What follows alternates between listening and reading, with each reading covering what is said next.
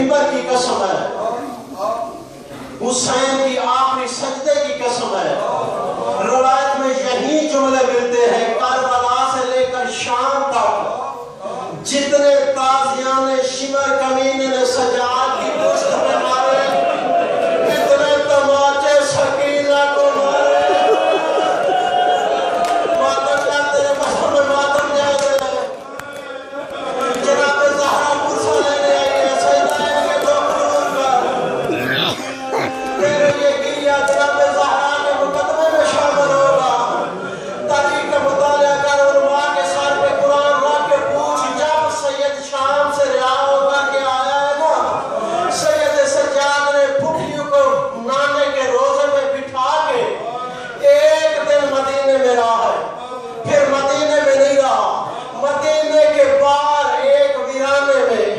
سید سجاد ساری زندگی گزار دی۔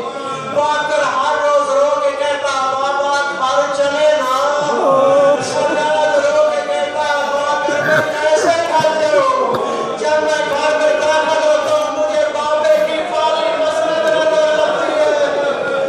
جب میں دیکھتا ہوں چاچے عباس کی خالی کرسی نظر آتی ہے، جب میں دیکھتا ہوں اکبر پیرا کی مسجد خالی نظر آتی ہے، جب معروف باپ پہ نگاہ پڑتی ہے گود خالی نظر آتی ہے۔ عزادہ روشن باقر نے گھر آ کے لے لو سانس، انسان کی فطرت میں وہ مسلسل نہیں ہو سکتا، مسلسل ہوئے تو سجاد رہے، انسان کیسے ہو سکتا ہے؟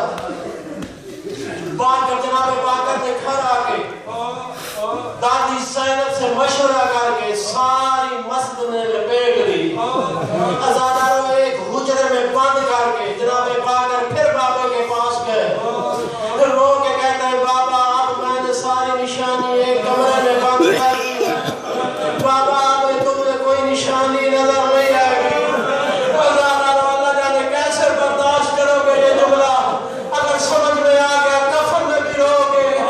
سید سجاد نے سر سے امامہ لہایا، دونوں ہاتھوں سے ماتم کر کے رو کے کہتا ہے بیٹا باقر مجھے گھر لے تو جاتے ہو لیکن میرے ساتھ وعدہ کرتے ہو میرے سامنے تمہاری دادی زینب نہیں آئے گی۔ جب میں پھوپھی زینب کو دیکھتا ہوں مجھے کوفے کا بازار،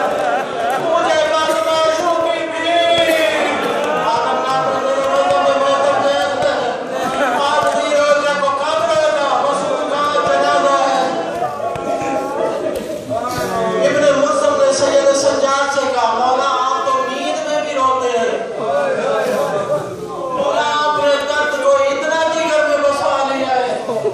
نیند میں بھی روتے ہیں، میں نے اکثر دیکھا ہے آپ سوئے ہوتے ہیں آنکھوں سے خون جاری ہوتا ہے۔ سید